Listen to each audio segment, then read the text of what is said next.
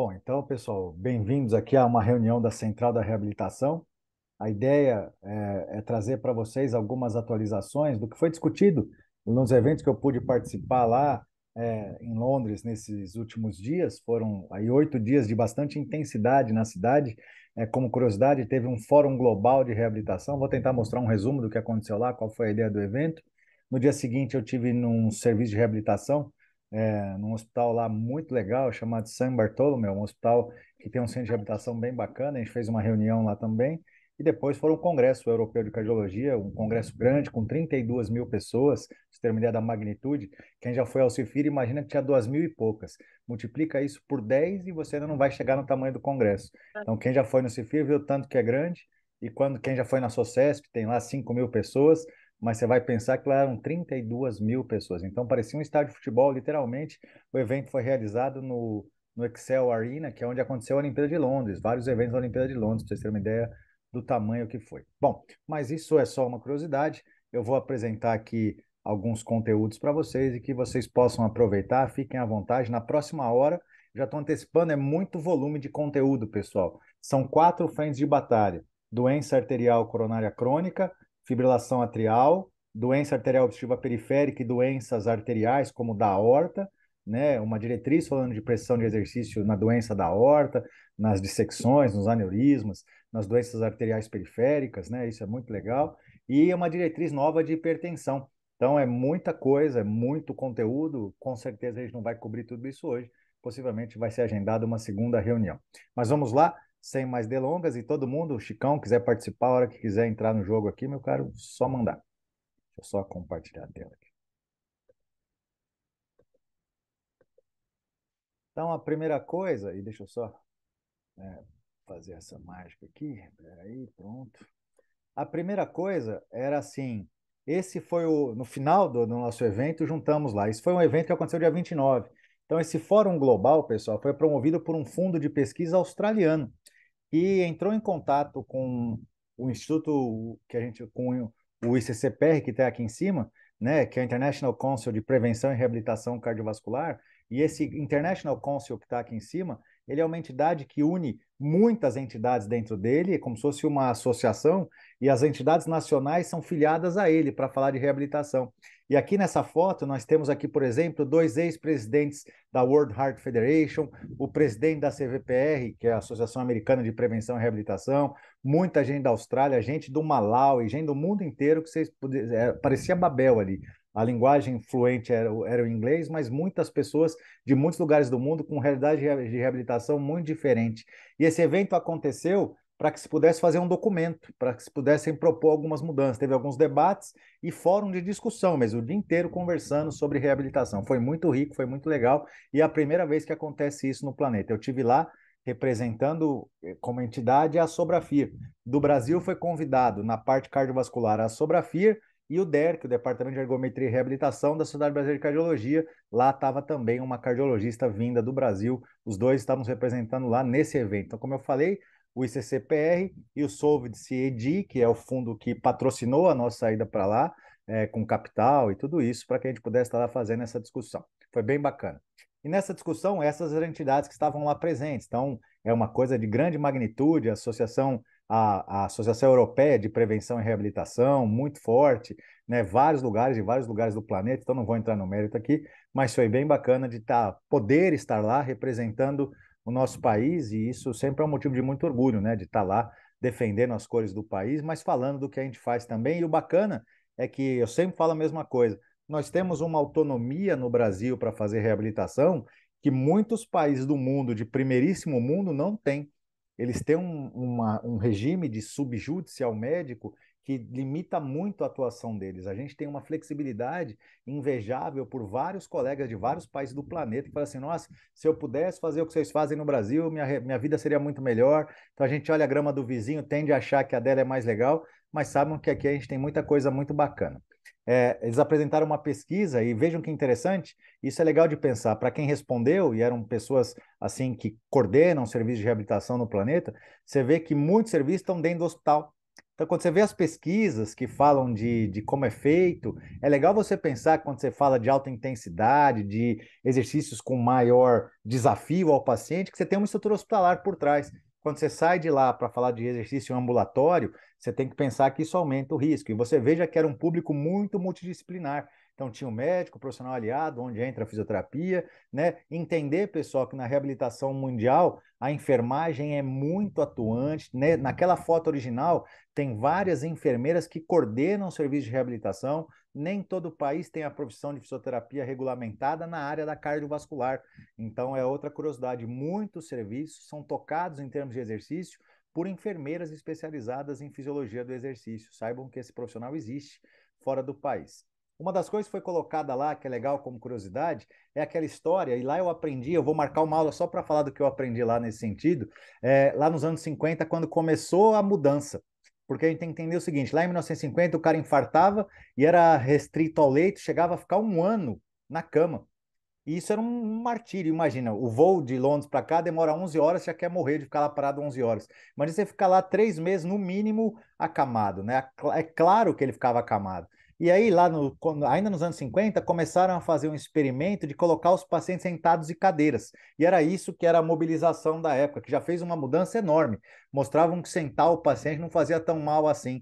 Mas o que foi discutido nessa linha do tempo, pessoal, é que foi aumentando, começaram a se pensar em reabilitação pós-cirurgia cardíaca, essas coisas, né? Os pacientes ainda ficavam ainda 3 semanas no hospital, hoje Malemar fica 5, 7, no máximo 10 dias. Começou a aumentar nos anos 80 os grupos de reabilitação, fazendo pesquisa na área séria, isso começou a proliferar. As cirurgias começaram a ser menos invasivas, com stents, essas coisas que começaram nos anos 90, antes não existia, mas a realidade, o que foi discutido aqui, além da história, é o seguinte, pessoal: é que a maior parte dos programas no século XXI não mudou demais. Então, as formas de prescrever exercício ainda são muito semelhantes. Então, teve ali uma evolução muito grande nos últimos 60 anos, sim, mas que nesse século XXI, as maneiras de fazer a prescrição ainda são lá aquela coisa: exercício aeróbico, exercício existido, e é claro que não tem como fugir muito disso. Mas a realidade é que quando eles fizeram lá a apresentação, eles traçaram um paralelo entre a evolução das terapias intervencionistas, trocas de válvula, TAV e outras, né? O quanto isso cresceu e o quanto o exercício ainda encontra aquela limitação de ser feito sempre da mesma coisa. E a gente sabe que o paciente, como eu sempre falo, Chico sempre fala, o cardiopata nem sempre curte fazer. Então, se não tiver um apelo e nesse um apelo para o paciente se manter aderido, acaba que o exercício pode ficar rotineiro e chato, né? Por isso que vem as questões de prescrição, de evolução. E uma das coisas legais aqui nessa reflexão foi que nesse momento aqui, quando eles foram falar do acamado, eles mostraram essa cadeira, mostraram uma cadeira, porque essa cadeira fez a transição, e como eu falei, eu já salvei os artigos desse autor aqui, do Levine, e o tanto que na época ele foi apedrejado só porque ele queria sentar os pacientes. Se você pensar no cara que infartou, tem congestão, tem insuficiência cardíaca aguda, que vai fazer congestão por ficar deitado, ele começou a mostrar que os pacientes sentados morriam menos. O infartado nos anos 50 tinha uma mortalidade que girava entre 40% e 60%. Ao colocá-lo sentado só na beira-leito, o maior tempo possível, essa mortalidade caiu para 10%. E ele, no começo, quase botaram fogo nele. E com o tempo ele foi mostrando que isso era viável, e aí ele foi progredindo o tempo de cadeira, foi liberando para poder deambular. Tem artigos que falam sobre isso. Esse é o artigo original de 52, o tratamento com cadeira, era uma cadeira um pouco mais confortável. E o legal é, o Levine era professor de Harvard, tem propedêutica cardiológica com o nome dele, para vocês terem uma ideia. Mas a viagem é que os artigos discutem muito essa questão do tanto que ele sofreu resistência. E aí eu vendo esse momento da aula, isso aqui não foi apresentado em tanto detalhe lá, mas isso aqui foi minha pesquisa depois que eu voltei, eu fiquei pensando tanto que até hoje tem muita resistência no hospital para muita coisa, e na fase ambulatorial ainda tem muita resistência. E algumas delas são criadas pela gente mesmo, que fala: meu, é seguro, não é seguro. Quando a gente vai envolver o professor de educação física, muitos não têm segurança para poder receber o paciente cardiopata, isso acaba limitando um pouco o exercício, não tem clínica para todo mundo. Então, é lógico que, como eu falei, isso aqui merece uma discussão interessante. E como curiosidade também, teve um presidente americano que infartou, o presidente Eisenhower, que está aqui nessa foto, e ele está aqui testando o esteto do médico dele, E nesse link aqui desse artigo, por exemplo, você vê que ele era um cara que ele não gostava de ficar parado. Então, foi muito legal para a reabilitação cardiovascular da época. Quando o Eisenhower infartou, ele falou: não vou ficar, eu quero é cadeira, eu quero é andar, ninguém me segura aqui não. Tudo bem que depois ele morreu do coração, teve um AVC, mas a verdade é que esse paciente, na época, ele foi um grande um defensor para que a gente pudesse ter a deambulação precoce após infarto. Então, de uma maneira histórica, como eu falei, merece uma aula só para te contar essa história, o tanto que ela é rica e o tanto que eu me aprofundei nela nos últimos dias. Mas o fórum em si trouxe uma evolução interessante, que é o que aconteceu com a gente, todo mundo viveu isso na pandemia. Com o Covid, a telereabilitação ganhou muita força, vocês vão ver nas diretrizes, todas elas, de todas as doenças que foram apresentadas lá no Congresso, mencionam o fato que fazer à distância pode ser tão bom quanto fazer presencialmente. Se você usar os aplicativos, a inteligência artificial, você consegue manter o paciente aderido de uma forma efetiva. Então, eles colocaram assim: a evolução da reabilitação foi porque os convênios que não pagavam telereabilitação começaram a pagar. Então, isso muito nos Estados Unidos. Eles não recebiam nada em tele. Isso já não é mais verdade. Então, até os convênios no Brasil criaram teleconsultas, menos para a fisioterapia, mas isso foi a maior transformação da reabilitação nesses últimos 70 anos, vamos dizer assim, veio por causa da pandemia, em que o online entrou e criou-se até a central da reabilitação. Uma coisa importante é entender, pessoal, que é um dado que é forte no planeta. Essa autora que estava lá, pessoal, e ela apresentou esses dados para a gente, olha que, coração, que reflexão interessante. Ela é efetiva para aquele que vai fazer exercício, reabilitação cardiovascular. Mas sabe qual é a viagem do planeta? Menos de 30% vão. Então não é só a gente que sofre, né? Os melhores do mundo, eu vou apresentar para vocês, conseguem uma adesão assim, 60%, mas menos de 30 vão. E as barreiras têm a ver com isso. O cara não curte, não tem tempo, fazer em grupo, não tem, o cara tá funcionando, e aí isso foi muito discutido lá, quer dizer, o cara era cardiopata, ele ficou doente. Aí perguntavam ao paciente: "O que que você quer?" Ele fala assim: "Eu não quero mais ser doente, eu quero voltar ao que eu era antes." Isso foi uma discussão muito, muito difícil, que é isso aqui, ó. A falta de perceber que ele precisa fazer. Pensa assim, ó. O cara viveu 60 anos, nunca teve problema, trabalhava, vivia. Um dia ele infartou, foi parar no hospital. Aí ele, quando perguntaram para ele na pesquisa, assim, isso era um estudo muito legal. Olha, o que que você quer da sua vida? Ele falou: eu quero voltar a não ser doente, eu quero voltar para a minha vida. E aí a discussão lá com os presidentes da World Heart Federation foi essa: olha, a sua vida não estava boa, meu amigo, porque a sua vida levou você a esse infarto. Mas o paciente não enxerga isso. Então, para a gente trabalhar com reabilitação, essa coisa é falar assim: reabilitação cardiovascular 3D. Então, eu estava ruim, eu estava bom, fiquei ruim, eu vou reabilitar para o cara voltar ao que ele era antes. O que é ruim, porque antes não estava bom. Então, até os termos se discutiram. Então, quando você fala em insuficiência cardíaca, começaram a falar assim: olha, depende. Se você falar que você tem uma clínica de insuficiência cardíaca, o cara fala: peraí, isso é uma doença. Aí os caras, uma clínica de saúde para manter seu coração saudável, aquela abordagem de tentar mudar um pouco aquele paradigma e falar: você está doente, tem que voltar ao normal. Não, você tem que melhorar para não ficar mais doente. Isso é difícil de explicar, né? Então, é aquela coisa complexa. E o que eles falaram é assim: se você tiver que encaminhar o cara para o serviço e todo mundo resolver fazer serviço, se fosse receber todo mundo que é encaminhado fosse chegar, o que eles discutiram muito é que na Europa, faltando ali, ó, 3,5 milhões de vagas por ano. Isso ia custar 3 bilhões de euros. E nos Estados Unidos ia estar faltando 1,7 milhões de vagas por ano, o que ia também custar 1,6 bilhão. Então, vamos supor que todo cardiologista do planeta falasse: a partir de agora eu vou encaminhar. Não ia ter onde receber. Você sacou que se eu quiser uma clínica estruturada para receber essa população, a gente não tem no país serviço suficiente. Então, iniciativas Isso como é, isso é, isso é interessante, né? demais, cara. Isso também acontece aqui, né? A gente não Totalmente. tem.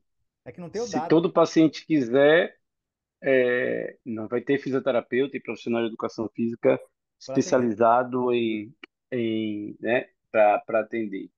Eu Exato. acho que isso aqui no Brasil é uma realidade, sim. Não tem mais serviços porque você não tem muitas pessoas que estão Aptas para preparadas, isso né, também. Exatamente. aptas para isso, né, que entendem completamente, nem fisioterapeutas, nem profissionais de educação física e nem Nem médicos também cardiologista, exatamente. que estão ali aptos a reorientar esses pacientes a ter uma vida saudável. É outra coisa que eu acho que é interessante de a gente utilizar, eu acho que eu venho falando sobre isso em relação à comunicação da venda do serviço de fisioterapia, né, ou de saúde. E se você coloca o paciente, né, num contexto de eu tenho aqui uma clínica super não sei o quê, aqui é o lugar mais seguro do mundo para você fazer exercício. Isso muitas vezes tem um apelo contrário ao que se imagina, né? Se a pessoa, não, vou ficar mais agora sim eu vou fazer. Não, isso gera um estímulo negativo, né? Ou seja, pô, eu tô tão doente que para eu fazer exercício eu tenho que estar no lugar mais seguro do mundo, Sim. né? A pessoa fala, então é melhor não fazer, né? Se eu preciso de tanto aporte, tanto suporte para fazer exercício, é melhor não fazer. Então, esse é uma questão interessante Mas o que me pegou muito, para Chicão, pensar. o que você falou é muito sério, mas o que me pegou muito foi exatamente essa fala que eu fiz aqui. O cara vivia uma vida X, aí ele infartou, Sim, ficou perfeito. Y. E a meta da vida dele não é ficar bom, ele quer voltar a ter o X. O X é aquela vida que levou ele ao infarto, sedentário, comendo, fumando. Aquilo é a vida dele. Então, quando você quer vender exercício, fala para o cara, não, agora você vai ter que se condicionar, ficar melhor para você não reinfartar. Até você explicar isso para o cara que nunca fez, que passou a vida toda, que é profissional, liberal, que é executivo, ele fala, não, não quero, bicho. Então não é tão simples quanto parece, o mundo todo sofre com isso. Então é uma reflexão que me pegou forte, porque os caras, você pega uma senhorinha que infartou, ela quer voltar a cozinhar, malandro, ela não quer sair correndo na rua, não. Então mudar essa chave na cabeça dela é muito difícil. E aí você veja a É muito adesão. difícil. Fizeram um estudo europeu para ver a adesão aos programas de reabilitação. E eu estou trazendo as fotos, pessoal. Claro que tem aqui, mas eu acho legal trazer. Eu sempre falo isso. O congresso, o evento é legal porque a gente está aproveitando foto. Quando você tira as suas fotos, reestude elas depois. A vivência que eu fiz desde que eu cheguei quarta passada, foi pegar as fotos que eu tirei dos congressos e ficar tudo alocando em um programa de estudos que eu estou vivendo agora nos últimos dias. Então veja que interessante. Quando você vê a adesão dos homens e mulheres na média, nesse estudo que é o Euroaspar 5, que levantou os países da Europa toda na reabilitação cardiovascular, é uma derrota. Os homens 30%, a mulher 28%. E você perceba, a Bélgica, que é muito forte em reabilitação, conseguiu 67%. Mas tem muito país bala aqui, pessoal, que não consegue adesão nem a pau. Você vê, a adesão, quando está muito bom, chega a 50%. E não é que ele está fazendo direitinho, não. Eu até critiquei isso lá. É atender pelo menos metade das sessões. Então você prescreveu 10, o cara foi 6, já valeu, entrou na conta de quem aderiu. Então você pensa o tanto que é difícil para manter o paciente aderido. Isso tem serviço aqui, pessoal, que nem na Austrália, que financia para o cara ir, vai buscar em casa em Londres, o cara não consegue ir de transporte dele, vai uma van em casa buscar, e mesmo assim a adesão é baixa. Então entender que o mundo tem baixíssimas taxas de adesão, e no Brasil não se sabe esse dado, tudo é inventado. Tentaram levantar, mas a realidade é que o dado, a estimativa é que é inferior a 20% as pessoas que se mantenham aderidas. Isso é um estudo do European Heart Journal de 2014, que fala que a estimativa está ao redor de 20% das pessoas que estão indicadas, que estão frequentando a reabilitação, mas sucesso para eles é atender pelo menos metade. Então veja que nós não estamos tão diferentes disso, né, pessoal? E uma coisa que mudou também, aqui também do Reino Unido, é que, veja, conforme veio a pandemia, o que aconteceu é que, olha, casa bombou, aumentou muito a telereabilitação, atendimento a domicílio, mas com a volta da normalidade, vocês percebam já a tendência a voltar às terapias nas clínicas e já começar a diminuir a telereabilitação. E isso é uma coisa que a gente tem que pensar em otimizar, porque eu falo, se o paciente não vai, se o paciente não vai aquela coisa do Maomé, não vai à montanha, a montanha vai a Maomé. Você tem que criar uma ferramenta para que o paciente possa receber a reabilitação. E isso significa os convênios criarem profissionais para fazer isso online, né? Nós temos aqui no grupo pessoas que sabem fazer isso muito bem, fazer a prescrição online, a Vanessa é uma delas, lá em São Paulo, né? Então, assim, a gente tem gente que sabe fazer isso muito bem e funciona. E a gente não pode ter o preconceito de falar que não funciona. A ir em casa, criar uma estrutura que consiga chegar ao paciente para tornar mais viável e custo-benefício, né? A gente estava falando hoje, a gente reuniu hoje com o CEO lá do Cubius, né? Tão forte. Uma das coisas que ele perguntou para mim foi assim: olha, como é que você vê o custo aí de comprar um software por US$ 1.300? Falei, olha, no Brasil isso é pesado. Muitos fisioterapeutas ganham menos que isso por mês, né? Então ele falou, pô, é um dado que a gente tem que considerar. Isso é uma questão que limita o acesso, né? Então, se você cobra caro o atendimento domiciliar, que não tem que ser barato, mas quem consegue pagar aquilo a longo prazo para manter a adesão de um programa de reabilitação? mas isso foi discutido também, de ficar presencial, de fazer online, e a corrente de fazer online é muito grande. E uma última mensagem de muitas coisas que poderiam ser ditas aqui do evento, e como eu falei, vai nascer um documento, eu estou participando disso, e quando nascer, é claro que eu vou vir contar para vocês, mas a viagem eles levantaram essa questão de começar a usar menos o termo reabilitação e começar a falar de saúde cardiovascular. Isso é um ponto que me pegou muito. E é lógico que a reabilitação cardiovascular é consagrada, mas reabilitada, ele está doente, está no bagaço, vou te trazer de volta ao seu normal, e o seu normal pode não ser bom o suficiente. Então, quando você fala de clínicas de promoção de saúde cardiovascular, isso foi um consenso entre todo mundo, e aqueles, imagina, os presidentes da World Heart Federation lá na mesa comigo, eu, rapaz, os caras viajando nisso, quer dizer, reabilitação não é um termo bom de vender. Reabilitar da ideia que você está mal. E, de certa forma, não está errado. Agora, quando você fala, vou promover saúde, o cara fala, pô, isso me interessa mais. Então, se discutiu isso. Então, tentar fazer de maneira personalizada, que seja flexível para entregar o serviço, não pode ser rígido, tem que vir na minha clínica, tem que ser assim, porque senão acaba que o cara não vai. A menos que você tenha um poder de convencimento muito grande, o cara não vai aderir. Tem que avaliar como é que você vai gerar dado, pessoal. Isso que a Evo tem feito, que você tem que entender, que você tem que gerar o dado para mostrar para as pessoas, capturar e usar os dados para mostrar que você está melhorando o seu sistema, que você oferece alguma coisa que é efetiva, para você poder convencer os convênios que você faz diferença, convencer os pagadores, né? Que isso é uma coisa que se discutiu muito lá. Quem vai te pagar para você fazer isso? Se você vai precisar de 1 bilhão, de 3 bilhões, me garanta que isso aí funciona. Quais indicadores podemos gerar? A gente pensa que indicador às vezes é rocket science, não é não. Melhorou a capacidade funcional, melhorou, diminuiu o tempo de internação, aí consequentemente você vai acabar diminuindo o custo, né? Então entender que eles focam nisso de trazer os dados e saber apresentar dados. Difícil hoje pensar num serviço que ainda faz na folia, né? Tem que ter essa documentação. Tem que levar em consideração o que o paciente quer. Então, eles discutem muito isso, centrar no paciente, ouvir o paciente. Você não pode chegar, vai ter que subir na esteira meia hora. Fala, eu gosto de andar com o cachorro. Então, pronto, você vai fazer reabilitação andando com o cachorro. Você vai fazer exercício, você tem que fazer o cara aderir.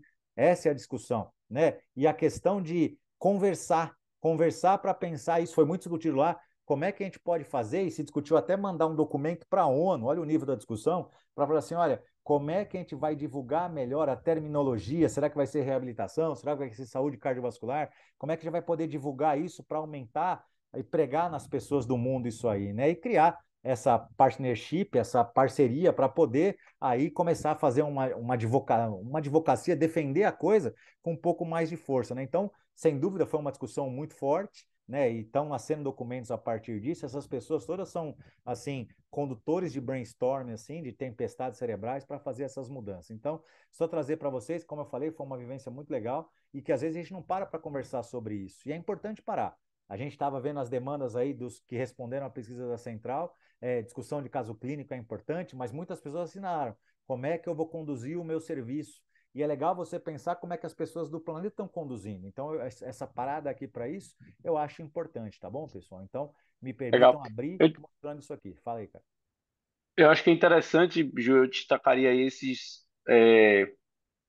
esse tópico um e 2 eu acho que é importante, assim, né? Durante a avaliação, você entender o que é que o paciente quer, né? Assim, como que você pode facilitar a vida, o que é que ele traz na sua história que volte, que ligue ele ao exercício. Eu acho que isso é uma questão importante que aumenta muito a aderência ao tratamento. E essa questão do processo e sistema, né? A gente tem muito aqui no Brasil uma coisa que é super ineficiente, que é home care, né? Você tem lá, é barato, mas é ineficiente. Então você tem um atendimento que custa pouco unitariamente, mas que no global custa muito, e você tem um serviço que nem sempre entrega o desfecho que a gente gosta. E acho que isso muito é pela falta, né, de dados. Se você começar, se os planos e as empresas começarem a ver o benefício dessa fisioterapia ou desse serviço, vai ver que não tem benefício e que, apesar de ser barato, acaba sendo caro porque não tem valor, né? Então, Isso é uma vivência que eu tenho tido muito aqui também, sabe? É assim, a pessoa está lá fazendo e demora para ver o efeito. Ela faz 1, 2 meses, a pessoa às vezes é muito frágil e não responde rápido, e o volume de treinamento é muito baixo também, às vezes, pelo profissional. a pessoa não vê grandes mudanças. E aí paga caro, gasta lá 2, 3 mil por mês com fisioterapia domiciliar, muitas vezes, e quando vai ver, fala, cadê o valor? Se você não conseguir gerar os dados mostrando isso, pessoal, isso não sustenta. A pessoa vai falar, não quero mais. A família que está pagando, você não quer mesmo? Tá chato também, não melhorou muita coisa, né? E acaba que a adesão é baixa a médio e longo prazo. Quantos pacientes conseguem manter a longo prazo na reabilitação cardiovascular especificamente, né, pessoal? Então, isso tem que ser pensado. E trazer a discussão não é trazer a solução, não. É colocar em discussão e nenhum fórum é. Nosso fórum é viciado aqui. Nosso grupo é um grupo que discute exercício o tempo todo. Mas quem não está aqui? Se você olhar para as pessoas que frequentam nossas reuniões, invariavelmente são as mesmas pessoas, salvo exceções. Então, nessa discussão, tem muita gente aí para a gente poder convencer. É aquilo que eu falei com a representante do DERC. Quando eu falei que a diretriz, por exemplo, é muito. O médico escreve tudo, não é multi. Ela falou desse jeito. Ela falou assim: olha, sinceramente, os mais velhos ainda têm muita resistência, mas eles estão se aposentando, alguns estão até falecendo. E a nova geração já enxerga isso. E isso é real. A geração 40 anos, já de 35 para cima, já enxerga o papel da multi muito melhor. Já cresceu no Mutem, que todo mundo mexe no ventilador, já entende que exercício é uma seara que não é tão simples assim. Então vai ser mais fácil, isso deve aumentar. Eu tenho certeza que eu vou participar ainda desses momentos em que a gente vai participar da redação das diretrizes conjuntas, não vai ter que ser a de fisioterapia, da cardiologia, vai ser uma coisa junto. Eu acho que isso vai acontecer mesmo, mas tem que ter momentos como esse para fundir energias, né? Só deixando claro, pessoal, nós vamos fazer aqui na Central, o Chico elaborou um cupom aqui, ESCGIL10 aí, para 10% de desconto. Se você tem alguém que quer assinar, esse cupom de desconto tá aí, para você poder usar aí e a gente não perder, não esquecer de falar disso aí, que sempre é importante. Então, vamos entrar agora na diretriz. Então, fica aí a sugestão. Se você ainda tiver alguém aí que não está na central, tem um cupom de desconto que vai valer por um bom período aí para a gente poder ter você junto com a gente. Vamos lá. Se a gente falou de Hot Topics, o Global Forum eu acabei de apresentar, e agora eu vou entrar na diretriz de doença arterial coronária crônica. Né? Hoje de manhã eu tive uma vivência no hospital apresentando para os hemodinamicistas, cirurgiões e clínicos, né, sobre as diretrizes de DAC e o tanto que o exercício nessa diretriz foi valorizado. Então vamos entrar nela agora, vamos ver até onde a gente chega e vamos para cima disso aqui. Bom, primeira coisa, é aqui um brinde para vocês. Muita gente me perguntou isso, que lá no congresso eu coloquei no Instagram e teve uma aula muito legal falando da cafeína. Então, antes de entrar na diretriz de DAC, eu coloquei alguns slides aqui que vieram do congresso e quando essa médica apresentou sobre a cafeína, ela colocou o tanto que a cafeína pode ser boa para o exercício. Então, fica essa sugestão para vocês buscarem o paper, né? Depois eu posso mandar ele na central também, mas vocês já sabem buscar também.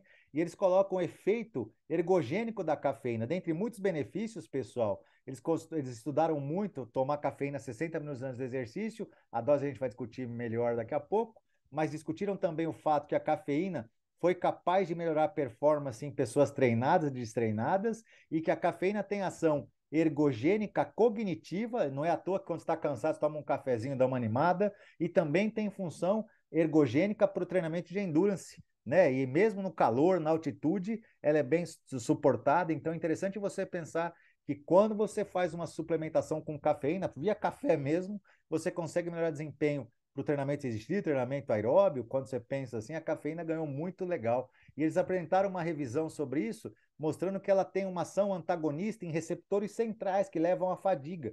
Então, você bloqueia receptores para metabólitos produzidos no cérebro, que levam você à fadiga usando cafeína regularmente. Você consegue preservar o seu glicogênio muscular, né, inibindo uma enzima chamada fosfodiesterase. Então, assim, você consegue manter seu glicogênio para a hora que você precisar mais dele e você melhora a função da contração muscular porque você melhora a liberação de cálcio no retículo sarcoplasmático. Então, lá na hora eles apresentaram os detalhes, mas eu achei super legal e a gente às vezes desconhece isso, né? E como eu falei, se a ideia é trazer novidades do Congresso, o café está com tudo para melhorar a performance. Então, fica a sugestão de literatura aí para vocês. Essa aula depois vai para o YouTube.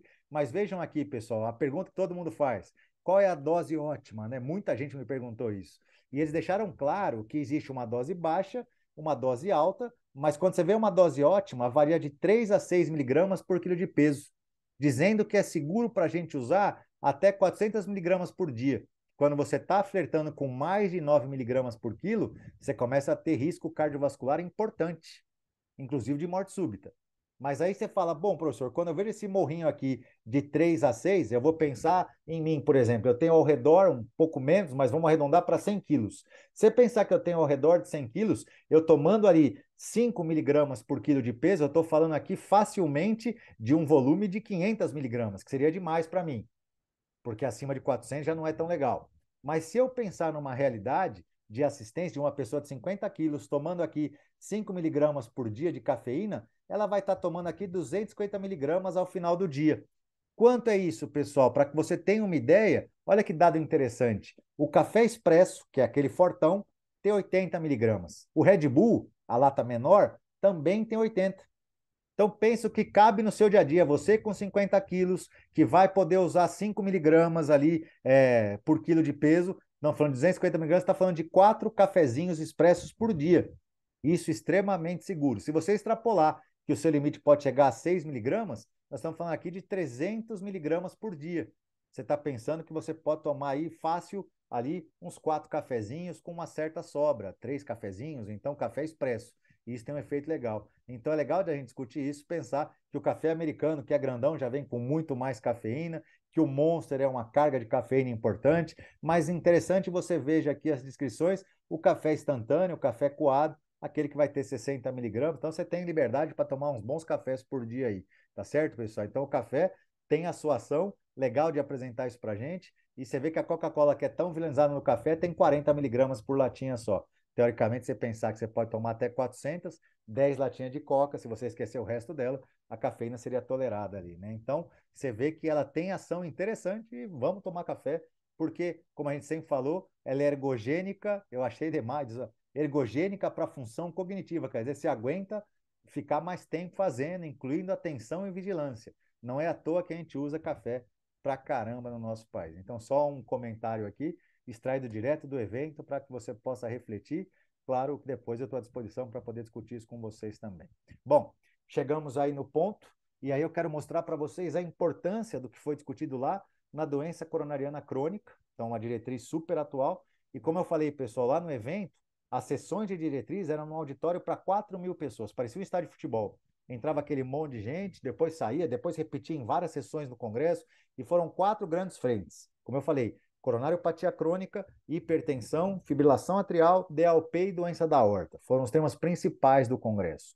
Nessa reflexão, e o legal foi ver os chairs da diretriz apresentando lá, né? Então foi bem bacana de ver esses caras na sua frente, os caras que coordenaram os trabalhos, e dá trabalho pra caramba. Eu, professor Marlos, a gente está coordenando a diretriz de fisioterapia cardiovascular, os cabelos estão ficando mais brancos, tanto que isso aqui dá trabalho pra gente. E só para mostrar isso, pessoal, quando eu fiz uma busca no PDF de exercise, são 159 menções. Isso é mágico. Se você volta uma para trás, eram 40 e poucas menções. Então, o exercício está bombando, vocês vão ver como já já. 159 menções no PDF para exercício. Discutiram muito na DAC o aspecto da microcirculação. A gente sempre pensa em doença coronariana e pensa em angioplastia, em desobstrução, em placa de ateroma, mas vocês vejam que dentro do Congresso, eles colocaram muitas vezes eles colocaram muitas vezes o fato de que a microcirculação tem um papel preponderante, até mesmo maior que o da macrocirculação. Vocês vejam nesse iceberg aqui, ó, o papel da doença obstrutiva aqui na ponta do iceberg, fora da água, mas o tanto que a fisiopatologia é mais complexa, com disfunção endotelial, vasoespasmo, né, vasodilatação limitada, né, e vocês percebam que essa doença não é aparente. E isso é muito legal para a gente, porque quando você vê os termos aqui, a NOCA seria angina sem obstrução coronariana, e NOCA seria isquemia sem obstrução coronariana. Então a gente não pode desconhecer esses termos que estão ganhando muita força no planeta. Isso eu discuti hoje cedo com os colegas da cardiologia. Eu falei: olha, quantos de vocês, quando pegam o paciente, pensam na macrocirculação, na revascularização do miocárdio, no stent, mas se lembram da microcirculação? Porque as medicações para atuar nisso aqui, pessoal, têm uma ação extremamente limitada. A estatina vai atuar impedindo a progressão da placa de ateroma, estabilizando essa placa, o beta-blocador diminuindo o consumo de oxigênio do miocárdio, mas quantos outros medicamentos conseguem melhorar a vasodilatação na microcirculação? E eu falei o tanto que o exercício tem poder de atuar nesses pacientes. Então, fisiopatologicamente, teve uma virada de chave, né? Teve uma virada de chave, e aqui você veja aqui opa, desculpa, durante a apresentação, né? Tá com som aqui, eu não estou compartilhando, mas vocês vejam que eles estão mostrando tanto a macrocirculação, que faz parte, mas eles valorizam tanto quanto a microcirculação coronariana. E isso foi muito bacana, né? E quando eu penso aqui, logo na sequência eles colocam esse slide. Olha, tem que ter o mnemônico do Health, que é dieta saudável e o exercício. Baixar o peso, parar de fumar, controlar o colesterol e a pressão. Essa é outra coisa que ficou claro, pessoal. Para vocês terem uma ideia, eu vou mostrar, não nessa aula talvez, mas eu vou mostrar a diretriz europeia de hipertensão agora, normal, para eles é 119 e 69. O mundo está mudando. E eles colocam a carga de pressão arterial, que é assim, se você vive com 130, com uma frequência de 80, seus eventos de sistólica, uma frequência cardíaca de 80, seus eventos cardiovasculares são maiores do que uma pessoa que vive com 120 e 60 batimentos. Então, controlar o colesterol e a pressão precocemente é muito importante, porque os anos agredindo a parede levam a desfechos ruins. Então, controlar o estresse, controlar o álcool, mas o exercício muito discutido. E nesse aspecto de fisiopatologia, pessoal, eles colocam na mesma, é legal você olhar para isso aqui, eles colocam no mesmo patamar a doença epicárdica com as placas obstrutivas e a doença microvascular. Não é uma mais importante que a outra, não é uma que tem que ser tratada, a outra esquecida. A discussão que muda a cardiologia, a gente já discutiu isso no Central Flix recentemente, o tanto que o teste ergométrico positivo sempre vai ser positivo. Às vezes ele faz um teste, dá positivo, vai no cateterismo, vê um CAT branco, não tem placa, fala que o teste foi falso positivo. E a gente já sabe, já foi discutido no nosso grupo agora, o tanto que a microcirculação é importante. Aí eu perguntei assim, que tipo de terapêutica é eficiente para melhorar rarefação capilar que não seja exercício? Criar neoangiogênese, abrir vasos, né? Melhorar fatores de remodelamento do coração, melhorar a vasodilatação, liberação de óxido nítrico, o tanto que o exercício ganha força nessa fisiopatologia, né? Então, separar a macro e a microcirculação? Não, entender que as duas fazem parte e potencialmente a microcirculação tem um papel ainda pior do que a macrocirculação. Por isso que o paciente bota o stent e ainda continua anginoso muitas vezes. Nessa discussão, eles também colocaram o seguinte na diretriz: considerar aquilo que nós também já discutimos no Central Flix, fatores como anemia, por exemplo, porque na anemia, caindo a concentração de oxigênio, você pensa assim, seu paciente subia a escada, chegava a 100 batimentos por minuto e a pressão chegava a 130 de sistólica. Aqui é o duplo produto dele. Quando o HB estava a 14, ele não sentia nada. Para a mesma escada, mesma frequência cardíaca de 100, mesma sistólica de 130, quando o HB dele estava a 12, a concentração arterial de oxigênio vai ser menor e o sintoma vem. Então, lembrar de quando a gente vai fazer o diagnóstico funcional, além de frequência cardíaca, pressão, a anemia tem que ser considerada. E qualquer anemia. Não é ter um HB de 8, que é uma anemia grave.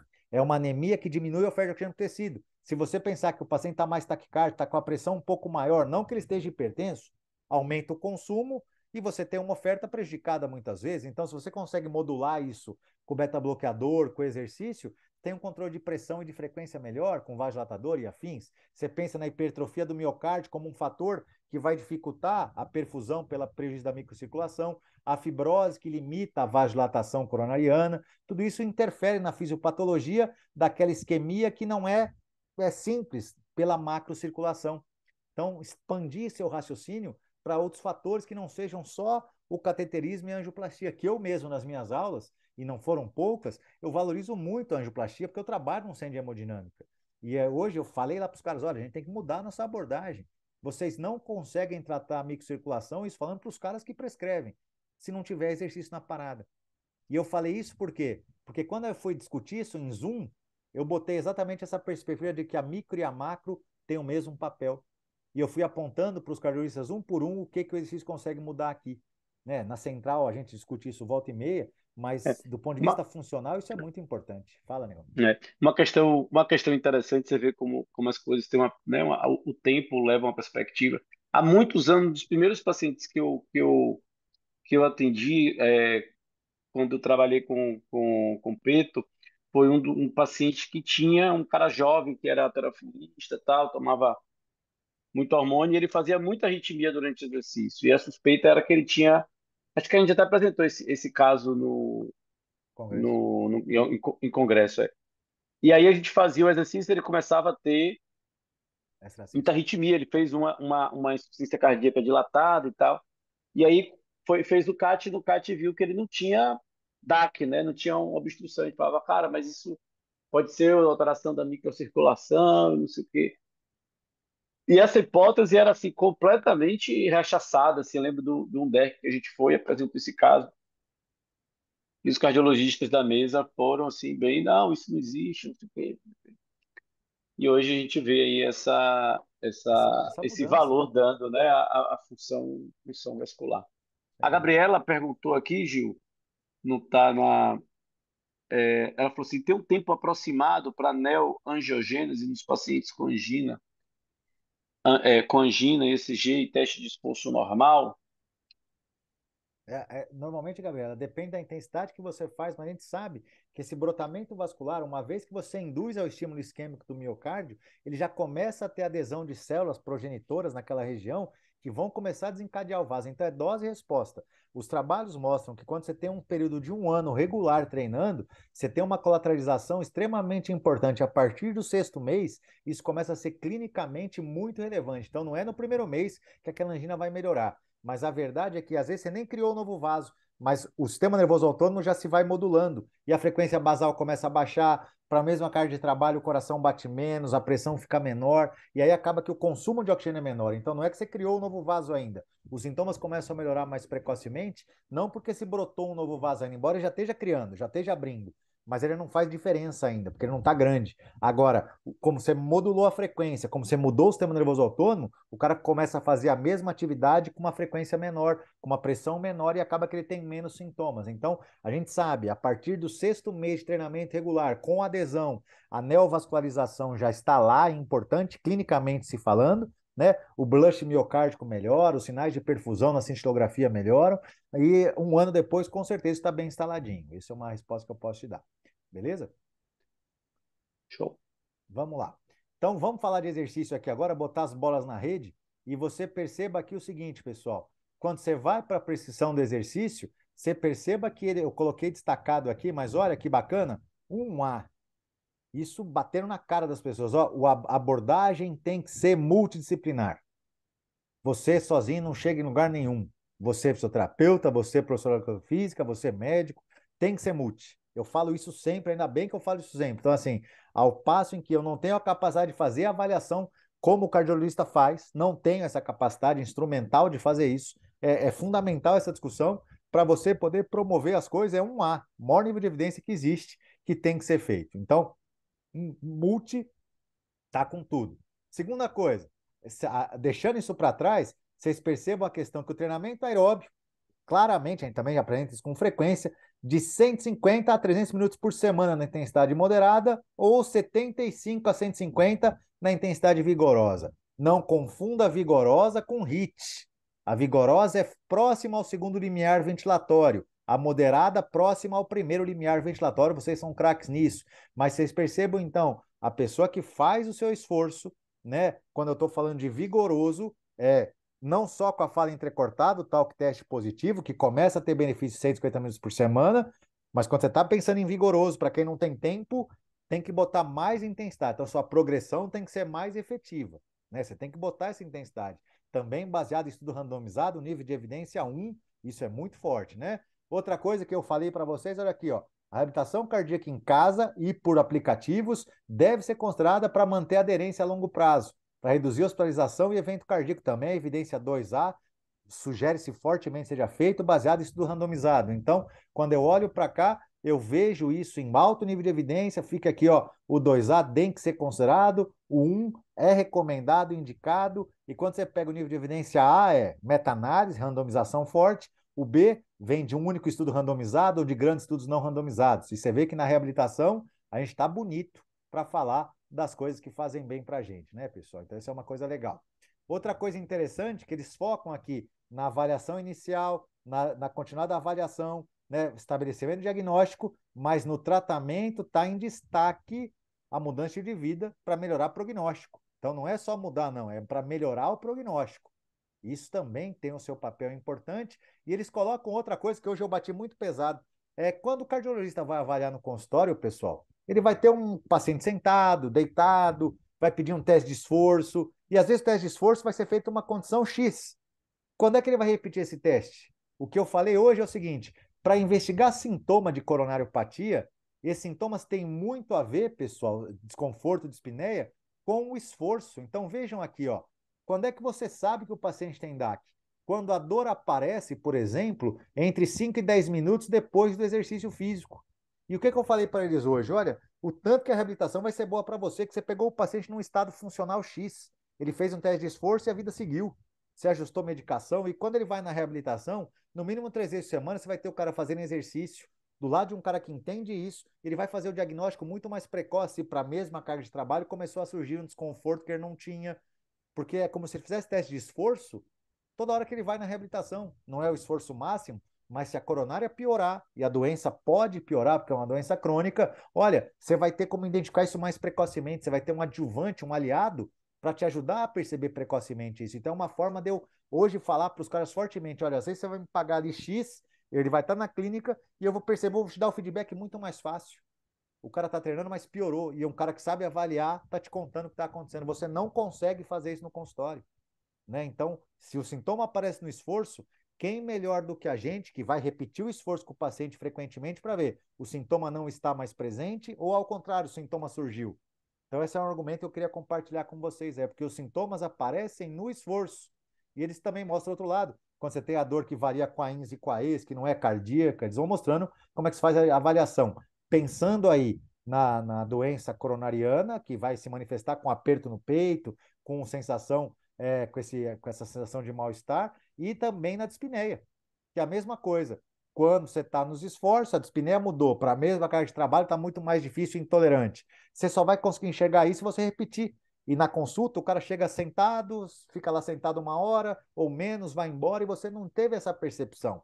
A reabilitação é uma ótima ferramenta para mostrar para as pessoas o que está acontecendo e o que está mudando. Então, eu bati muito nessa tecla hoje. Outra coisa interessante é que eu mostrei aquilo que todo mundo sabe também, mas nas classificações de angina, você quer ver se o paciente está melhorando ou piorando? Você tem a angina que aparece em repouso, a classe 4 da CCS, né, que é a classificação canadense. Você tem a grau 1, isso está na diretriz. Que, ó, a angina só no exercício extenuante.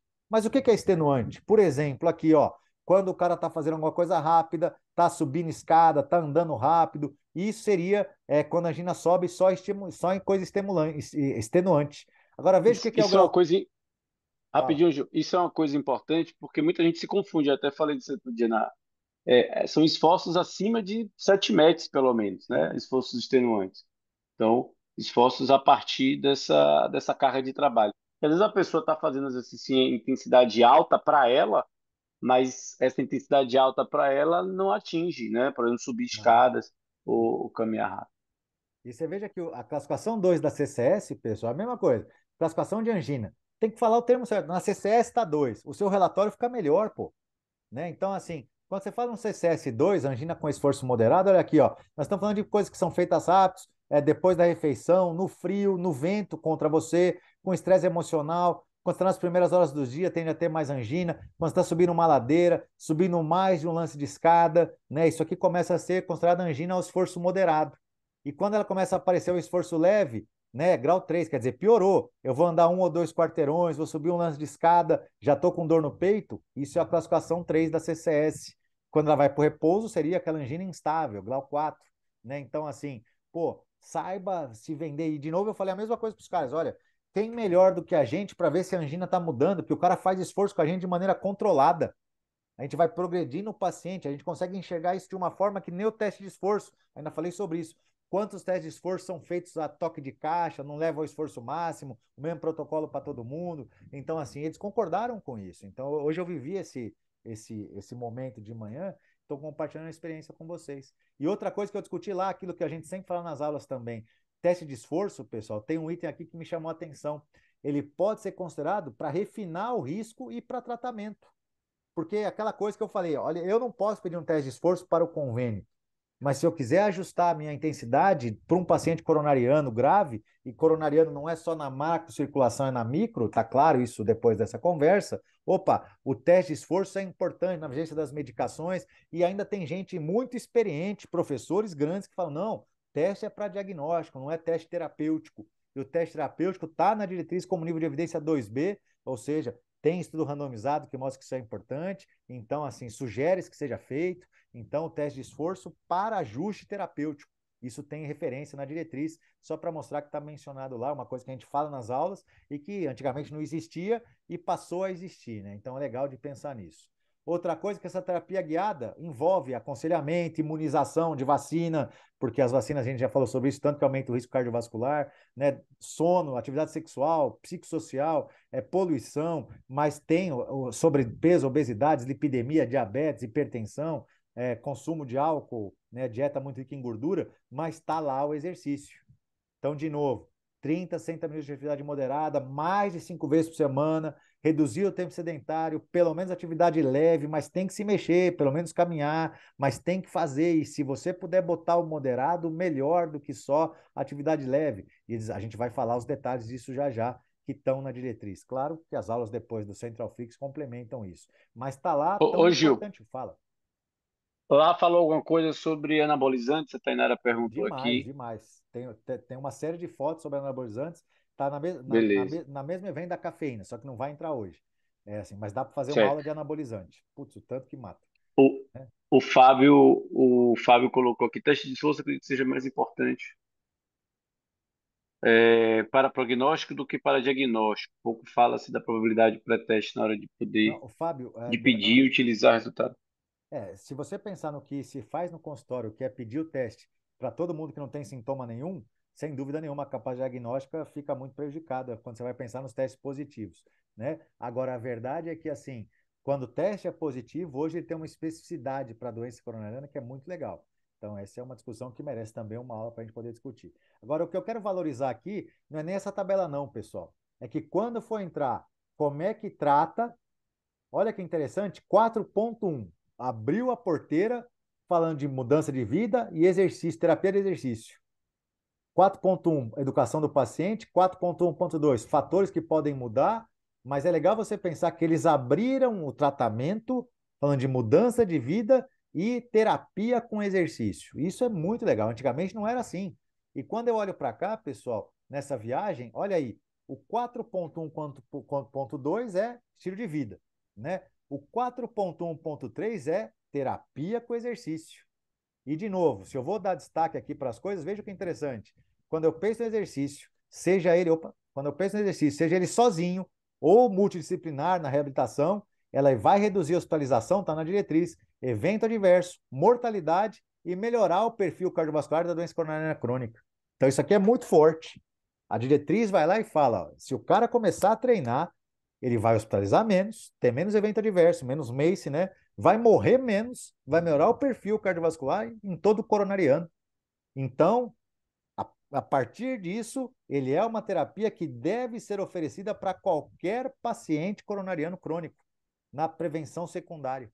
Isso em termos de saúde pública é muito legal, quer dizer, não é só o Juliano, não é só o Francisco, não é só os professores que estão aqui, é a diretriz europeia mais atual do planeta falando tanto que eles abriram, quando foi focar nas terapêuticas, a primeira foi exercício e essa frase tem um impacto gigantesco. Essa frase tem um impacto gigantesco. E olha aí o que eles colocam na diretriz, que bonitinho, né? Tem que seguir o FIT, critiquei isso, está faltando volume e a progressão. Se você fizer o FIT direitinho, mas não progredir, o efeito vai se dissipando. Para continuar brotando coronária nova lá, estabilizando, regredindo placa, tem que ter o desafio, o volume e a progressão o tempo todo. FIT para o aeróbio e para o resistido. Então, estamos fazendo o negócio certo. Né? Então, quando a gente fala de FIT, eu sugiro que a gente continue usando o FIT IVP, né? Então a gente vai no caminho certo, não vou entrar no mérito disso hoje, mas o volume e a progressão, possivelmente nas próximas diretrizes, vai estar o FIT com o Vzinho e o Pzinho aqui. Beleza, estamos no caminho certo. Mas surgem termos na diretriz pensando na especificidade do treino, o que é muito legal, né? E só que aí, por exemplo, aqui, ó, nesse capítulo, a ciência cardíaca descompensada. Vocês vão ver daqui a pouco, eles vão falar que isso aqui seria uma contraindicação para a reabilitação, né? Então a gente vai poder discutir isso daqui a pouco lá na diretriz também. Mas falando das técnicas de prescrição, legal, bacana. O que é que eles sugerem lá na diretriz, pessoal? Veja se já não bate com o que a gente faz. Então, primeiro, treinamento aeróbio, seja ele qual for, uma frequência pelo menos 3 vezes por semana, pelo menos 3 vezes por semana, preferencialmente 6 a 7 vezes por semana, de moderado para alto, que seria aqui flertando com o vigoroso. Vigoroso não é acima do segundo limiar, vigoroso é próximo do segundo limiar. E aí você poderia fazer menos tempo por semana, mas está lá no texto como se deve abordar nas doenças coronarianas crônicas, né? Eles discutem como é que eu vou achar essa intensidade, seja pelo VO2, seja pela frequência cardíaca máxima, usando prescrição indireta, pelo limiar ventilatório, pelo talk test, mas eles nem mencionam o talk test aqui, embora ele seja uma ótima ferramenta para achar o primeiro limiar. Isso é o que eles colocam para achar a intensidade. Lembrado que a gente sempre fala, começa agradando o paciente até chegar na zona terapêutica acima do primeiro limiar ventilatório. Mas eles estão colocando aqui que o que muda a vida é o moderado, e tem que ser assim mesmo. Beleza. Não deixam claro na diretriz as evidências para a clínica de que a alta intensidade, olha, não é superior ao moderado. Então, uma coisa que eu falo sempre, tem estudos que mostram que tem graus aí de adesão, que tem respostas, mas a realidade é que se você conseguir fazer alta intensidade, olha, aquela discussão que a gente sempre tem, trauma, estresse, o moderado sempre bem feito é legal. Ultrapassar o segundo limiar, eles discutem que ele não é superior. Numa população específica, assim, que tem uma demanda, já foi atleta, tem um desafio maior, ele é possível, mas não deve ser a primeira escolha, né? É claro que aumentar o gasto calórico é interessante, mas na própria diretriz brasileira vai sair isso. Quando corrige o HIIT e o moderado para o isocalórico, ou seja, para o mesmo gasto calórico, eles dão na mesma. Então acaba que, quando eu penso na insuficiência cardíaca, no caso. Então veja, o treinamento moderado é o mais factível, custo-efetivo para tratar o coronariano crônico. Treinamento moderado entre o primeiro e o segundo limiar ventilatório. Isso é o papel do Juliano, trazer o que a diretriz traz para vocês. A alta intensidade até vai em algumas situações, o HIIT, mas olha, se tiver que melhorar o VO2 numa população específica com mais segurança, aí vamos lá. Mas para a clínica do cotidiano, e se fala de aplicativo, home care, vai com moderado que você vai bem no jogo de acordo com a diretriz mais atual. Treinamento resistido em adição aeróbio faz parte, tem que estar lá, porque ele é associado também com diminuição do risco total e menor mortalidade. Então, manter seu esforço neuromuscular aí tem que continuar acontecendo mesmo, porque ele também tem o seu efeito benéfico para reduzir mortalidade. Ainda nessa discussão, lembrar o seguinte, pessoal, que eles também sugerem uma prescrição, e aqui está de acordo com o que está escrito lá. 3 séries de 8 a 12 repetições, e eles colocam uma intensidade de 6 a 80%. Quando eu vi o 6, eu falei, caramba, será que eles erraram? Faltou um zero? Eu tendo a acreditar que sim, mas no documento, no PDF do ESC, está lá de 6 a 80%.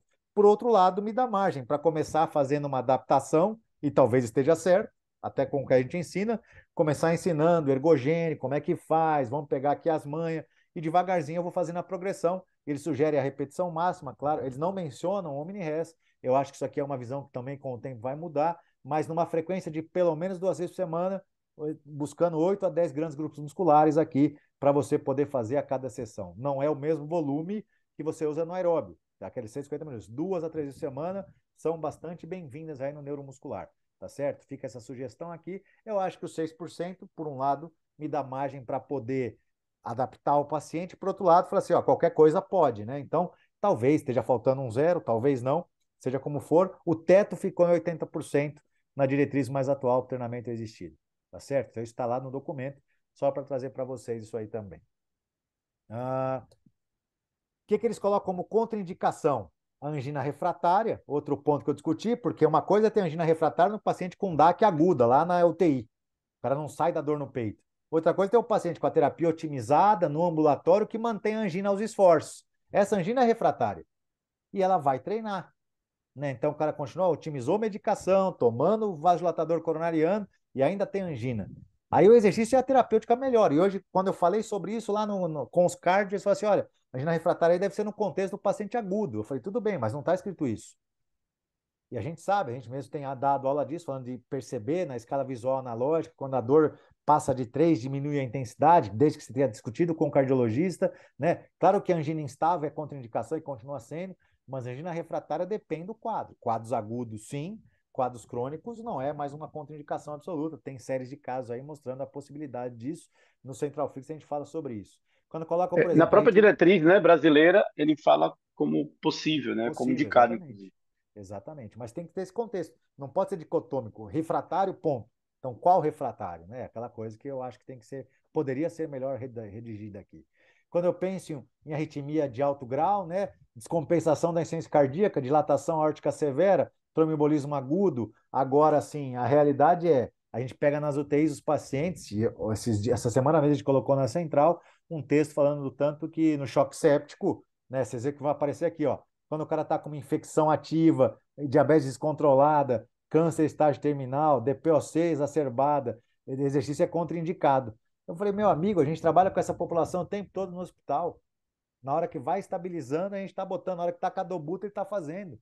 E é super seguro. Então, eles ainda não reconhecem tanto nessa diretriz de coronariopatia crônica o exercício nessas condições. E hoje mesmo no ambulatório eu atendi o paciente 250, ontem, aliás, 250 de glicemia, né, de chegada. E se fosse pensar, ele tem uma diabetes controlada. Então não ia treinar, ia mandar embora. Então, eu acho que esse texto, nesse aspecto de contraindicação, ainda pode ser uma barreira para a gente. Então, a gente tem que saber argumentar e para quem me encaminha, eu tenho que explicar. Vamos devagar aí com a dor, porque não é tudo isso aqui com indicação desse jeito, não. Né? Então, aí uma reflexão importante para todos nós aqui. Ainda nisso, eles colocam, a partir de meta-análise, de regressão, que as maiores reduções na mortalidade cardiovascular tem naqueles pacientes que se mantêm aderidos. E essa adesão deveria ser idealmente superior a 70% das sessões. De cada 10, 7 ele frequente. Né? Então, assim, mas os melhores resultados é para quem vai mais. Então, olha, você quer morrer menos? Continue fazendo. Né? Isso é muito importante. E discutem o quê? Para manter essa continuidade, você vai conseguir melhorar a capacidade funcional, a qualidade de vida, a função física, e tem que avaliar isso aqui para você mostrar. Está melhorando, senão o cara não vai se manter. E se ele não se mantém, ele não tem o benefício. Então, as maiores reduções para quem mantém uma alta adesão. E vocês viram que no mundo, pelo EuroSpy 5, a adesão é muito ruim na essência. Então fica essa discussão de tentar criar ferramentas para manter essa adesão. Né? Isso, sem dúvida nenhuma, é uma coisa que pessoas estão pensando no assunto, em reuniões, em softwares, em coisas do gênero, para fazer isso acontecer. A diretriz, você conhece isso. Discutir com o paciente a pressão personalizada para manter a aderência, né? Escolher de acordo com o que ele gosta de fazer, não forçar o cara para alguma coisa que ele tenha, acha escroto, porque ele acaba não fazendo. O que ele aguenta fazer na idade dele, né, com a doença que ele tem, seja doença ortopédica, neuromuscular, né? O que ele faz como lazer nos trabalhos que ele quer realizar, que você consiga botar uma intensidade maior, que não vá ter barreiras, para poder aumentar a aderência a longo prazo. Tem que conversar mais com o paciente, pessoal. É center attention, né, com o paciente. E aí, colocando essa questão dos gadgets, né, smartphone, dispositivos, aplicativos, que podem ajudar na aderência. O meu relógio, quando eu fico uma hora sentado, ele fala, levanta. Isso me incomoda. E se a gente criar essas ferramentas, o seu relógio avisou que você ficou uma hora sentado, bota se mexer, você faz uma prescrição para quebrar isso. Então, isso está crescendo muito no planeta, né? Falando da reabilitação a domicílio na diretriz, com ou sem telemonitorização, isso pode ser tão efetivo quanto uma feita no centro de reabilitação. Então, você trabalha com home care, tem todo um respaldo da diretriz, fala, olha, você pode, campeão, dá para fazer e faz um efeito tão bom quanto se for bem orientada. Lembra que a gente já discutiu aqui hoje? Se você fizer aquela prescrição sempre igual, comer muito pudim, treinar menos o paciente, trocar muita ideia, que também faz parte, mas não botar volume para o paciente suar, talvez seu efeito não vá vir na linha do tempo, né? As intervenções por telereabilitação, olha, são mais efetivas do que não fazer nada e podem complementar a reabilitação convencional. Então, de acordo com isso aqui, são fóruns diferentes, mas a diretriz trazendo para discussão aquilo que o Fórum Global também discutiu. As ferramentas virtuais fazem parte. Então, quando você começar a pensar que uma parte do seu serviço pode ser assim, você otimiza tempo. Né? Isso é interessante se pensar, tá bom, pessoal? Então, trazendo aí a discussão, apresentei para eles de novo, quando se sentou o paciente, a mortalidade de 40% caiu para 10%. Né? Então, só de sentar, imagina se você fizer as progressões adequadas. E olha o que os pacientes falaram quando foram sentados. Quando uma das percepções mais espetaculares, quando eu fiquei na cadeira, é que eu senti um extremo bem-estar. Isso eu falando lá no hospital, que assim, olha, e os nossos pacientes, eles ficam aqui 10, 12, 14 dias deitados, né? E tem muito hospital que é assim, né? O cara vai lá, pega o John Hopkins, pega os indicadores de mobilidade, o paciente fica só deitado na cama o tempo todo, é uma derrota. Senta no leito no máximo. E colocar o cara para fora do leito faz um benefício enorme, né, pessoal? E aí, acho que, ó, a gente ia entrar na DOP, mas já deu uma hora, então a gente tem muita coisa pela frente, é muita coisa, pessoal. Aqui merece, acho, para não ficar muito denso, uma aula a mais. Isso aqui é só DOP, para vocês terem uma ideia. Então, é claro que não vai dar tempo hoje. Depois vem fibrilação atrial, depois vem hipertensão, e isso vai estar tudo lá no Centralflix também. Mas, gente, eu espero que nessa primeira reflexão aqui, a gente tenha podido abrir a mente de vocês para tanta coisa que está se alterando aí, mudando. E, cara, eu fiquei muito satisfeito, por um lado, porque eu vi que a gente está meio que jogando esse jogo já nas nossas falas há algum tempo. Isso vem reforçando muito da fisiopatologia, das interpretações, e é claro que eu queria poder mostrar tudo, mas como eu antecipei antes da aula começar, nessa aula, para não ficar muito denso, a gente levantou muita discussão aí, pessoal. Espero que vocês tenham curtido. Então, a gente fica aberto aí para tocar a discussão agora nesse sentido, e eu prometo que em breve eu agendo uma nova sessão aí para a gente discutir mais alguns itens. DOP, por exemplo, é uma aula que a gente vai fazer na Centralflix, tem que ter, a doença arterial distribuída periférica, mereceu uma diretriz no europeu agora, e a abordagem é muito rica na REAB, fala de exercício mais que na DAC, para vocês terem uma ideia. Né? Então, assim, é muito legal. Na fibrilação atrial também mudou algumas coisas, na hipertensão, muita coisa, pelo amor de Deus. Mudou toda a classificação. Tem 10 mil classificações de pressão agora. Não é mais 14 por 9, 12 por 8. Bagunçou o negócio todo. A gente tem que parar para pensar mesmo. Beleza, galera? Show de bola, meu amigo. Fico feliz de que, apesar, né, das, das, das novas formas, né, de comunicar isso, a gente está falando isso já tem, né, um tempo. As formas de prescrição, a dose de prescrição, não estávamos fora do caminho. Isso é, isso é muito legal, saber que a gente está aí caminhando junto com, Com a as- literatura. com o melhor, né? Com o melhor que tem sido divulgado. Agora, Gil, isso que assim, a importância, né, acho que o Fábio colocou aqui também, o quanto que é importante esses documentos estarem validando, né? E a gente precisa é, da nossa profissão também se valorizar, né? Porque a gente fala assim, a fisioterapia não é valorizada. Não sei o quê. Você vê ali uma diretriz de uma sociedade de médicos, né? O tempo inteiro está valorizando O a nossa exercício. profissão.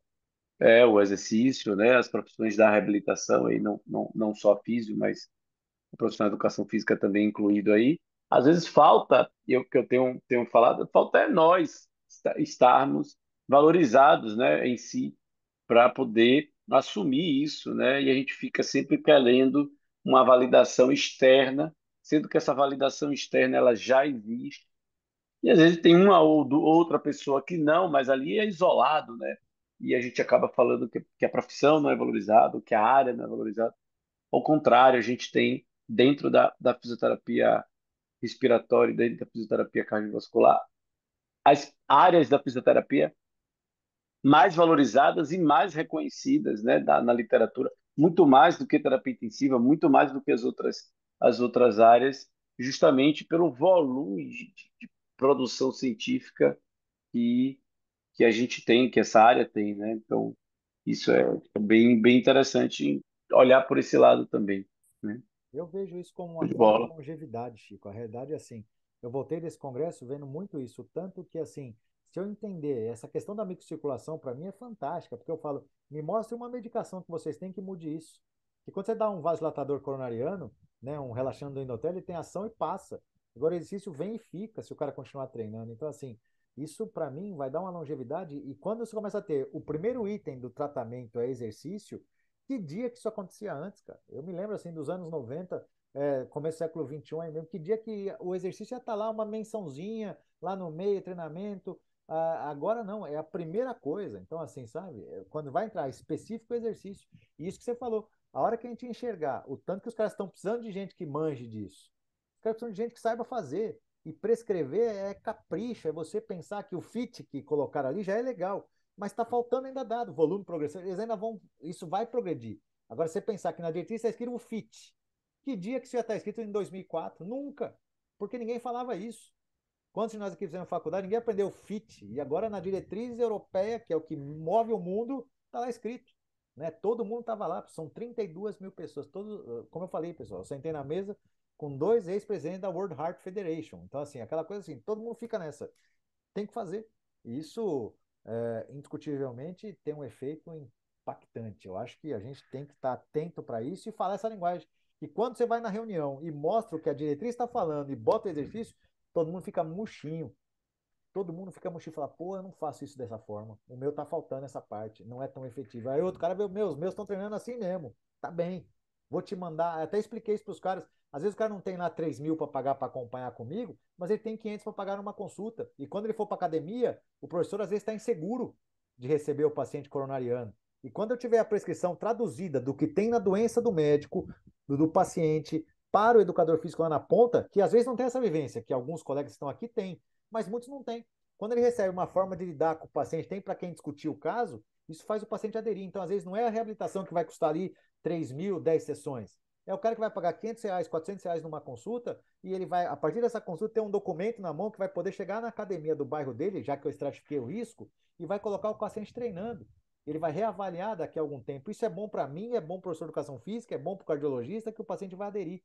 Então, se eu quiser fazer isso sozinho, o cara não vai conseguir bancar na minha clínica. Mas se eu conseguir vender a consulta e mostrar para eles que não estão estudando como quem está aqui na reunião está, como lidar e o que eles têm que valorizar de sintoma, isso vai fazer o paciente se manter aderido, cara. Porque ele vai na academia perto da casa dele. Não adianta. Se não for perto da casa, o cara não faz. Se não for tele, o cara não faz. Eu mencionei, a Vanessa está aqui com a câmera aberta, ela sabe, eu falei dela aqui, não sei se ela já estava na reunião.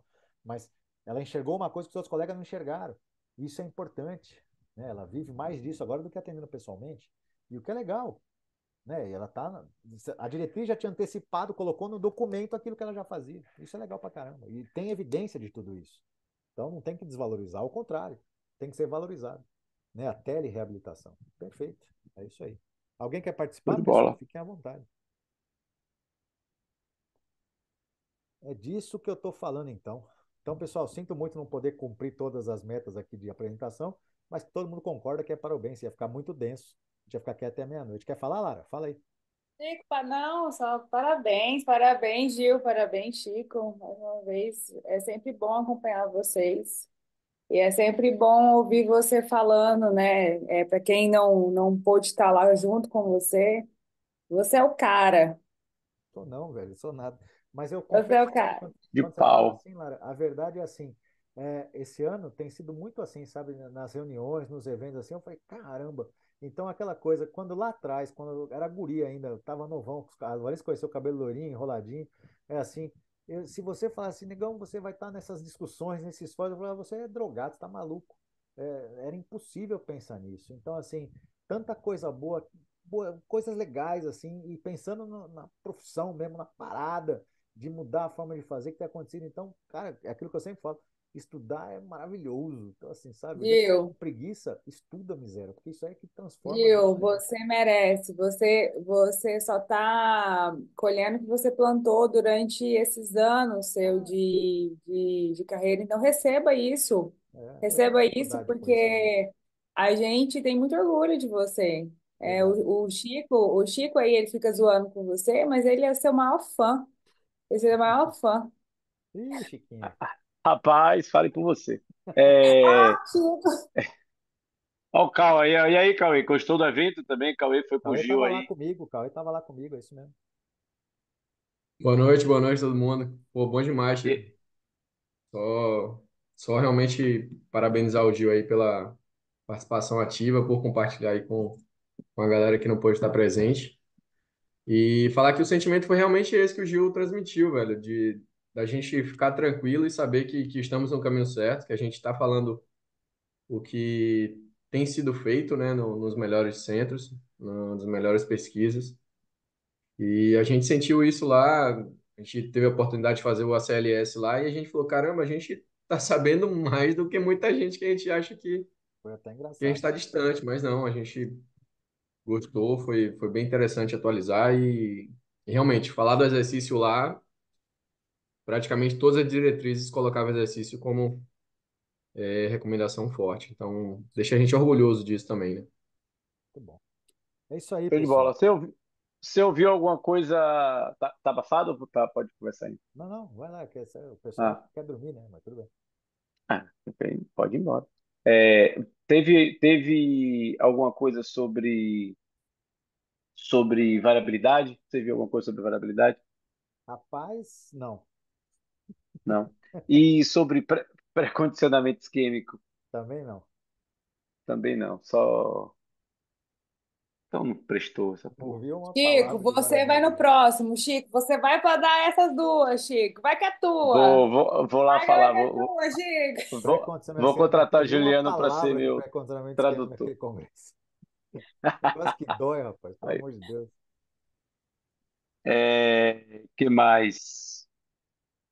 Show de Agora, bola. teve Então é muita isso. coisa de inteligência artificial, muita coisa de inteligência artificial, ChatGPT, assim, os caras teve aula de ChatGPT para prescrição de que você possa imaginar, de estatística, os caras mostrando assim, pegando os trabalhos da coleta de dados do doutorado, botando no ChatGPT, sai tudo feitinho, e botaram para o estatístico fazer, deu igualzinho.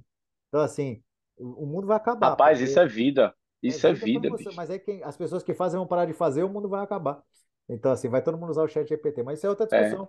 E as questões Ô, de Gil, variabilidade, teve uma aula que falou sobre variabilidade, não vou mentir, não, que aí falou sim, Aí, ó. e para guiar, teve nesse momento de inteligência artificial, de usar recursos que vão um pouco além daquilo que a gente enxerga fácil. Né? Uma das coisas que eu vou falar na aula de DLP é o tanto que quando não remunera, os caras não fazem, bicho. Então, que nem VFC, não vai receber nada comer, não vou fazer, não. Então, assim, vou fazer o índice de tornozelo braquial, por exemplo. O Convênio não paga. Na Europa, o cardiologista não recebe por isso, ele não faz o exame. Perguntou na sala com 1.000 pessoas, quem faz o ITB aqui, o índice de tornozelo braquial? Na aula de DLP, na diretriz, que era o público interessado. Dois levantaram a mão. Os caras não fazem, os caras fazem Rapaz, diagnóstico indireto. Então é coisa de eu, remuneração, que tem barreira. VFC é uma dessas. O cara, assim, como é que o é, cara vai aplicar se ele não recebe? Entendeu? Então o cara só faz o que ele ganha. Isso é muito forte. é complicado. E DLP é uma das coisas mais legais de atender. Eu É atendi mesmo. É o que muito mais paciente melhora. de DPLC no início. Hoje é raro eu pegar um paciente com DLP, mas é uma das doenças que mais melhora com exercício. É uma coisa assim impressionante como, como a reabilitação desse perfil muda a vida da pessoa sim, a pessoa ia ser amputada. É muito legal de atender e chega pouquíssimo paciente para isso, mas é porque a gente também não consegue se comunicar com o angiologista, né? O angiologista, Exatamente. A hora que até as dentro pessoas, da medicina, eles são muito isolados, eles são um público a hora que bem os caras, difícil de abordar. o reabilitador que encontrar esse canal de pegar os angiologistas e botar na DLP, porque a diretriz vai falar isso. Primeiro 3 meses de exercício para pensar em revascularização cirúrgica. Então, assim, primeiro é reabilitação por 3 meses. Depois você vai pensar em recanalizar, stent, bypass, só depois. Primeiro o reab. E aí tem toda uma técnica legal que tem a ver com a dor, tem a ver com esforço, um A bore avaliação alto. desse perfil é bem legal. É bem legal. Vai ter uma aula sobre isso. Eu prometo que em breve. É o próximo tema que eu vou discutir com vocês. Tá tudo aqui. Foi muito legal porque a gente sai de lá com a cabeça agitada, negão. A verdade é que você não consegue ficar em paz. Você começa a ler, eu vou pegando as fotos que eu tirei, vou pegando os artigos, vou lendo e vou montando. A paz não acaba nunca. Fica sendo legal que você vai aprendendo, bicho. Então, assim, você não quer parar, não. Eu montei essa aula aqui felizão aqui de montar. Então não acabou mesmo. E ela vai crescer Foi mais da bom que próxima você, vez que for ter. foi bom que você estudou. É Então, isso. beleza, pessoal. Foi bom revê-los. É, galera aí que estava sumida um tempo, bom vê-los você de volta. A Van nem falou nada hoje, ela ficou. Milagre. Não, eu fiquei muito feliz pela live, por reforçar essa importância da reabilitação autonômica online, né? Autonômica não, mas reabilitação online, que foi uma coisa que me pegou muito no meu coração na Covid, e eu fui lá e encarei mesmo, né? Com medo dos colegas criticarem, né?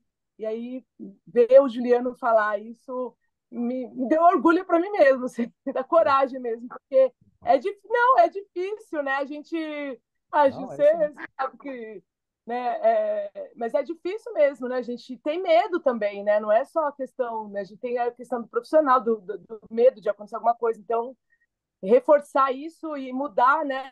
O estilo de vida dos pacientes, reforçar essa mudança, fazer parte disso, eu acho que faz parte da nossa profissão também, né? Com Não certeza. só o exercício, fazer a prescrição, mas ter essa empatia e tentar melhorar a qualidade de vida deles. É É, isso. Parabéns, legal, Van. Luciano. Fiquei orgulhosa por você estar indo lá. Meus olhos Tamo junto. até marejaram, assim, fiquei bem feliz mesmo. Beleza. Legal esse relato de Van. E se a gente for ligar, né, Van, assim, pelo que as pessoas vão falar, a gente não sai não se Do movimenta, lugar, né? exatamente. Então, Exatamente. então Amanhã tem aula da Central Flix, pessoal. Nós vamos discutir um caso clínico. Para quem estiver lá, amanhã a gente se encontra de novo. Quem não tiver, ainda dá tempo. valeu. Quem até Quinta-feira, puder, quinta, sexta, a gente tá junto, né, Gil? pessoalmente, Você vai lá na chegar CNA sexta? em São Paulo. Sexta, eu tô chegando quinta-noite. Nós vamos estar lá em São ô, Paulo, na CNA Gil, também. Vamos tomar umas lá. Não diria isso, né? Gil, você viu alguma coisa sobre IA com HP? Porque, assim, no meu doc, eu falo muito sobre HP e eu li um estudo do jornal europeu que eles estão detectando com IA, baseado no ECG, para fazer diagnóstico precoce de HP.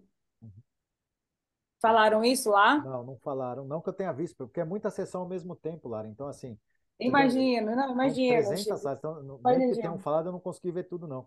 Mas, assim, Claro, se falaram, eu não vi. Mas, com certeza, usando IA para fazer diagnóstico das coisas, isso é, sem dúvida, uma coisa, precoce porque ainda, ela precoce acaba de acertando mais HP. que o cara que está fazendo a avaliação. Então, assim, a IA vai ganhar, vai vir, vai ser uma coisa que vai ajudar. A verdade é essa, não tem jeito. Vai acontecer. Maluco. Gostei tanto que eu vou fazer até uma resenha para colocar no meu site.